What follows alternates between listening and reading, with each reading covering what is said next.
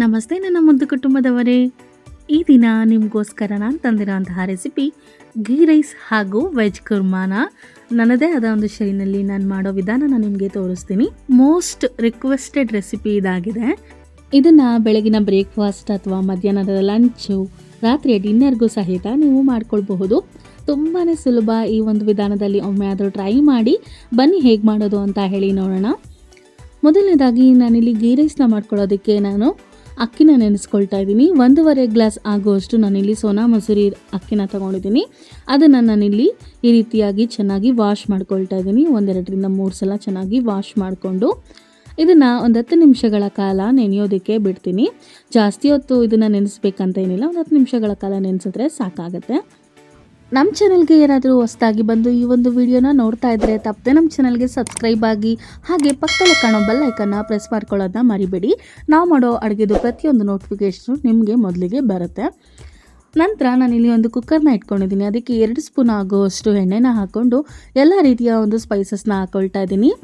ನಾನಿಲ್ಲಿ ಪಲಾವ್ ಎಲೆ, ಚಕ್ಕೆ, ಲವಂಗ, ಏಲಕ್ಕಿ, ಕಲ್ಲು ಹೂವು ಹಾಗೆ ಸೋಂಪನ್ನು ಸಹಿತ ಹಾಕ್ಕೊಂಡಿದ್ದೀನಿ. ಹಾಗೆ ಗೋಡಂಬಿನೂ ಸಹಿತ ಇದಕ್ಕೆ ಸೇರಿಸ್ಕೊಂಡಿದ್ದೀನಿ. ನಂತರ 2 ಹೆಚ್ಚಿರೋಂಥ ಈರುಳ್ಳಿನ ನಾನಿಲ್ಲಿ ಹಾಕೊಳ್ತಾ ಇದ್ದೀನಿ. ಸ್ಲೈಸ್ ಆಗಿ ಕಟ್ ಮಾಡ್ಕೊಂಡಿರೋಂತಹ ಈರುಳ್ಳಿನ ಬಳಸಿದ್ದೀನಿ. ಖಾರಕ್ಕೆ ಅಂತ ಹೇಳಿ 3-4 ಹಸಿಮೆಣಸಿನ್ಕಾಯಿನ ಹಾಕೊಳ್ತಾ ಇದ್ದೀನಿ. ಹಾಗೆ 1 ಸ್ಪೂನ್ ಆಗುವಷ್ಟು ಶುಂಠಿ ಬೆಳ್ಳುಳ್ಳಿ ಪೇಸ್ಟ್ನು ಸಹಿತ ಹಾಕೊಳ್ತಾ ಇದ್ದೀನಿ. ಹಾಕಿ ಎಲ್ಲವನ್ನು ಸಹಿತ ನೀಟಾಗಿ ಒಮ್ಮೆ ಬಾಡಿಸ್ಕೊಳ್ಬೇಕು. ಈರುಳ್ಳಿ ಸ್ವಲ್ಪ ಕಂದು ಬಣ್ಣ ಬರೋವರೆಗೂ ಈ ರೀತಿಯಾಗಿ ಮಾಡ್ಕೊಳ್ಬೇಕಾಗತ್ತೆ. ನಾನು ಇದನ್ನು ಮಾಡ್ಕೊಳ್ಳೋವಾಗ ಲೋ ಫ್ಲೇಮ್ನಲ್ಲಿ ಇಟ್ಕೊಂಡು ಇದಕ್ಕೆ ಒಂದು ಸೀಕ್ರೆಟ್ ಇಂಗ್ರೀಡಿಯೆಂಟ್ಸ್ನ ಹಾಕೊಳ್ತಾ ಇದ್ದೀನಿ. ಇದೇನಪ್ಪ ಅಂದರೆ ಕಾಯಿ ಹಾಲು ಮಾಡ್ಕೊಳ್ಳೋದಕ್ಕೆ ನಾನಿಲ್ಲಿ 1 ಕಪ್ ಆಗೋಷ್ಟು ಕಾಯಿ ತುರಿನ ಹಾಕ್ಕೊಂಡು ಅದಕ್ಕೆ ಸ್ವಲ್ಪ ನೀರನ್ನು ಸೇರಿಸಿ ನುಣ್ಣಗೆ ಆಗೋ ರೀತಿ ನಾನು ರುಬ್ಕೊಂಡಿದ್ದೀನಿ. ನೋಡಿ, ಈ ಒಂದು ಹದಕ್ಕೆ ರುಬ್ಬಿದ್ದೀನಿ. ನಂತರ ಇದನ್ನು ನಾನಿಲ್ಲಿ ಶೋಧಿಸ್ಕೊಳ್ತಾ ಇದ್ದೀನಿ ಒಂದು ಸ್ಟೈನರ್ನ ಸಹಾಯದಿಂದ. ಅದಕ್ಕೆ ಸ್ವಲ್ಪ ನೀರನ್ನು ಸೇರಿಸ್ಕೊಂಡು ನಾನಿಲ್ಲಿ ಈ ರೀತಿಯಾಗಿ ಶೋಧಿಸ್ಕೊಳ್ತಾ ಇದ್ದೀನಿ. ಶೋಧಿಸಿ ನಾವು ಕಾಯಿಂದ ಕಾಯನ್ನ ಮಾಡ್ಕೊಳ್ಬೇಕಾಗತ್ತೆ. ಈ ಒಂದು ಕಾಯನ್ನ ಹಾಕಿದ್ರೆ ಗೀ ರೈಸು ತುಂಬಾ ಚೆನ್ನಾಗಿರುತ್ತೆ. ಹಾಗಾಗಿ ನೋಡಿ, ಇದಾಗೋಷ್ಟರಲ್ಲಿ ಈರುಳ್ಳಿ ಸಹಿತ ಕಂದು ಬಣ್ಣಕ್ಕೆ ತಿರುಗಿತ್ತು. ನಂತರ ಇದಕ್ಕೆ ನೆನೆಸಿ ಇಟ್ಟಿರುವಂತಹ ಅಕ್ಕಿನ ನಾನಿಲ್ಲಿ ಸೇರಿಸ್ಕೊಳ್ತಾ ಇದ್ದೀನಿ. ಒಂದು 10 ನಿಮಿಷಗಳ ಕಾಲ ನೆನೆಸಿದ್ನಲ್ಲ, ಅದನ್ನು ನಾನೀಗ ಸೇರಿಸ್ಕೊಂಡು ರುಬ್ಬಿ ಮಾಡ್ಕೊಂಡಿರುವಂತಹ ಕಾಯನ್ನು ಸಹಿತ ಈಗ ಈ ಒಂದು ಮಿಶ್ರಣಕ್ಕೆ ಸೇರಿಸ್ಕೊಳ್ತಾ ಇದ್ದೀನಿ. ನೀರು ಹಾಕೋಕ್ಕೆ ಮುಂಚೆ ನಾವು ಕಾಯನ್ನ ಸೇರಿಸ್ಕೊಳ್ಬೇಕಾಗತ್ತೆ. ಆವಾಗ ಗೀ ರೈಸು ತುಂಬ ಪರಿಮಳವಾಗಿ ಇರುತ್ತೆ ಅಂತ ಹೇಳಿ ಈ ಒಂದು ವಿಧಾನನ ನಾನು ಮಾಡ್ತೀನಿ. ನೋಡಿ, ಈಗ ಇದಕ್ಕೆ ನೀವು ನೋಡಿಕೊಂಡು ಎಷ್ಟು ಬೇಕೋ ಅಷ್ಟು ನೋಡಿಕೊಂಡು ನೀವು ನೀರನ್ನು ಸೇರಿಸ್ಕೊಳ್ಬೇಕಾಗತ್ತೆ. ನಾನಿಲ್ಲಿ 1 ಕಪ್ ಆಗೋಷ್ಟು ನೀರನ್ನು ಸೇರಿಸ್ಕೊಂಡಿದ್ದೀನಿ. ಇಷ್ಟು ಸಾಕಾಗುತ್ತೆ ಅಂತ ಹೇಳಿ ಇನ್ನೊಮ್ಮೆ ನೀಟಾಗಿ ಎಲ್ಲನೂ ಮಿಕ್ಸ್ ಮಾಡಿಕೊಂಡು ಇದಕ್ಕೆ ರುಚಿಗೆ ತಕ್ಕಷ್ಟು ಉಪ್ಪನ್ನು ಸಹಿತ ಸೇರಿಸ್ಕೊಳ್ತಾ ಇದ್ದೀನಿ.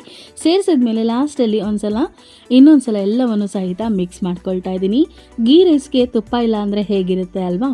ಹಾಗಾಗಿ ನಾನಿಲ್ಲಿ 3 ಟೇಬಲ್ ಸ್ಪೂನ್ ಆಗೋಷ್ಟು ತುಪ್ಪನ ಸೇರಿಸ್ಕೊಳ್ತಾ ಇದ್ದೀನಿ.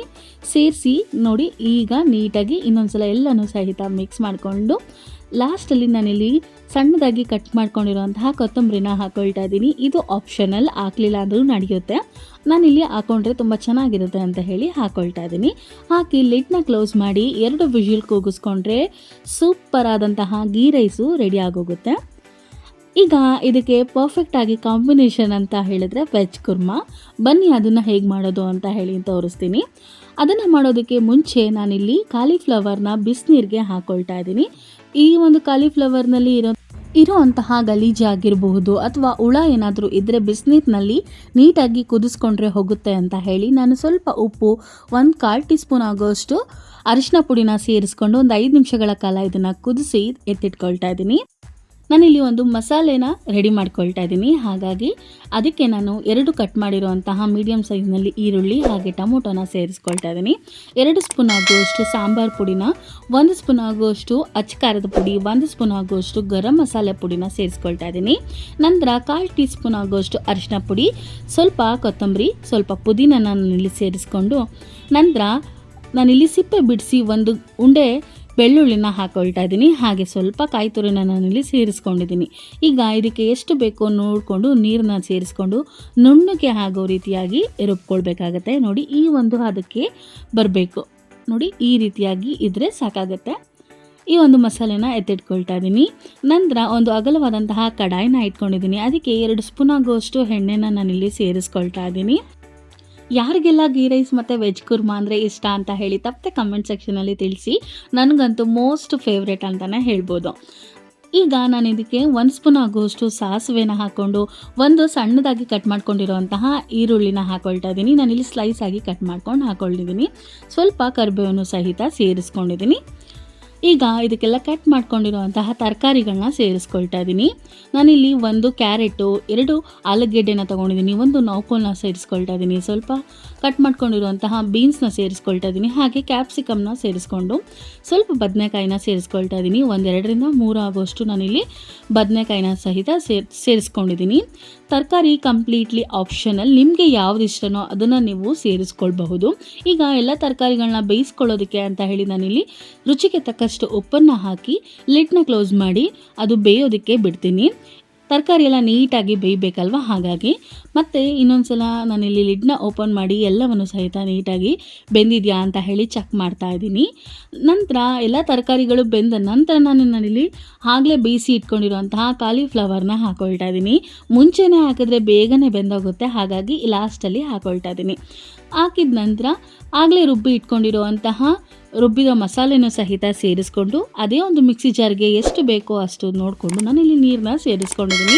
ಸ್ವಲ್ಪ ನೀರನ್ನು ನಾನಿಲ್ಲಿ ಮೀಡಿಯಮ್ ಆಗಿ ಹಾಕ್ಕೊಂಡಿದ್ದೀನಿ. ಯಾಕೆ ಅಂದರೆ ತರಕಾರಿಗಳೆಲ್ಲ ಬೆಂದ ನಂತರ ತಿಕ್ಕಾಗಿ ಇರಲಿ ಅಂತ ಹೇಳಿ ನಾನು ಸ್ವಲ್ಪ ನೀರನ್ನು ಸೇರಿಸ್ಕೊಂಡಿದ್ದೀನಿ. ನೀವು ಎಷ್ಟು ಬೇಕೋ ಅಷ್ಟು ನೋಡಿಕೊಂಡು ನಿಮಗೆ ಯಾವ ರೀತಿ ಕನ್ಸಿಸ್ಟೆನ್ಸಿ ಬೇಕೋ ನೋಡಿಕೊಂಡು ನೀವು ನೀರನ್ನು ಸೇರಿಸ್ಕೊಳ್ಬೇಕಾಗತ್ತೆ. ಲಿಡ್ನ ಕ್ಲೋಸ್ ಮಾಡಿ ಒಂದು 10ರಿಂದ 15 ನಿಮಿಷಗಳ ಕಾಲ ಇನ್ನೊಂದು ಸಲ ಎಲ್ಲವೂ ಮಸಾಲೆ ಹಾಗೆ ತರಕಾರಿ ಎಲ್ಲನೂ ಸಹಿತ ಬೇಯಿಸ್ಕೊಂಡ್ರೆ ರುಚಿಕರವಾದಂತಹ ವೆಜ್ ಕುರ್ಮಾ ರೆಡಿಯಾಗೋಗುತ್ತೆ.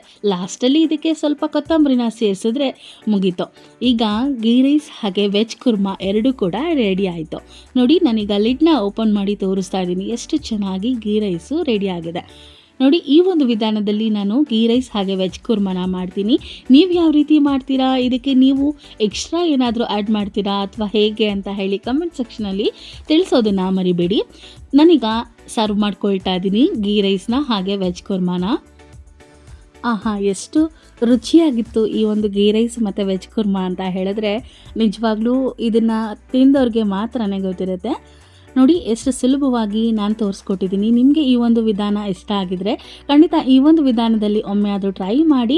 ತುಂಬಾ ಚೆನ್ನಾಗಿ ಮನೆಯಲ್ಲೇ ಸಿಂಪಲ್ಲಾಗಿ ನಾನು ತೋರಿಸಿರುವಂತಹ ಮೆಥಡಲ್ಲಿ ಟ್ರೈ ಮಾಡಿ ನೋಡಿ. ವೆಜ್ ಕುರ್ಮಾಕ್ಕೆ ಸಹಿತ ರೆಡಿ ಆಗಿದೆ. ಎಷ್ಟು ಕಲರ್ಫುಲ್ಲಾಗಿ ಹಾಗೆ ತುಂಬ ಹೆಲ್ತಿಯಾಗಿ ಸಹಿತ ಇರುತ್ತೆ. ಯಾಕೆಂದರೆ ಎಲ್ಲ ತರಕಾರಿಗಳನ್ನ ಹಾಕಿ ಮಾಡ್ಕೊಂಡಿರೋದ್ರಿಂದ ತುಂಬಾ ರುಚಿಯಾಗಿ ಬರುತ್ತೆ.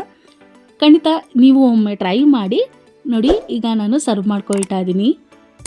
ಇದಾಗಿತ್ತು ಇವತ್ತಿನ ಈ ಒಂದು ವಿಡಿಯೋ. ಈ ವಿಡಿಯೋ ನಿಮಗೆ ಸ್ವಲ್ಪನಾದರೂ ಹೆಲ್ಪ್ಫುಲ್ ಅನಿಸಿದರೆ, ಇಷ್ಟ ಆಗಿದರೆ ಖಂಡಿತವಾಗ್ಲೂ ನಿಮ್ಮ ಫ್ರೆಂಡ್ಸು ಫ್ಯಾಮಿಲಿ ಮೆಂಬರ್ಸ್ಗೆ ಈ ವಿಡಿಯೋನ ಶೇರ್ ಮಾಡಿ. ವಿಡಿಯೋ ನಿಮಗೆ ಇನ್ನೂ ಇಷ್ಟ ಆಗಿದರೆ ಪಕ್ಕದಲ್ಲೇ ನಾನು ಸ್ಕ್ಯಾನರ್ನ ಸಹಿತ ಅಟ್ಯಾಚ್ ಮಾಡಿದ್ದೀನಿ. ನಿಮ್ಮ ಒಂದು ಬೆಂಬಲವನ್ನು ನಮಗೆ ಕಾಫಿ ಟ್ರೀಟ್ ಥರ ಸಹಾಯನ ಮಾಡೋದ್ರ ಮೂಲಕ ತೋರಿಸಬಹುದು. ಈ ರೆಸಿಪಿ ನಿಮಗೆ ಇಷ್ಟ ಆಗಿದೆ ಅಂತ ಹೇಳಿ ನಾನು ಭಾವಿಸ್ತೀನಿ. ಇದಾಗಿತ್ತು ಇವತ್ತಿನ ಈ ವಿಡಿಯೋ. ಮತ್ತಷ್ಟು ಹೊಸ ರೆಸಿಪಿ ಜೊತೆ ನಿಮಗೆ ನೆಕ್ಸ್ಟ್ ವಿಡಿಯೋದಲ್ಲಿ ಸಿಗ್ತೀನಿ. ಅಲ್ಲಿವರೆಗೂ ನಮ್ಮ ಚಾನಲ್ನ ಇದೇ ರೀತಿ ವಾಚ್ ಮಾಡ್ತಾ ಇರಿ ಅಂತ ಹೇಳ್ತಾ ವಿಡಿಯೋನ ಮುಗಿಸ್ತಾ ಇದ್ದೀನಿ. ವಿಡಿಯೋನ ನೋಡಿದ್ದಕ್ಕಾಗಿ ಧನ್ಯವಾದಗಳು. Thank you for watching. Bye.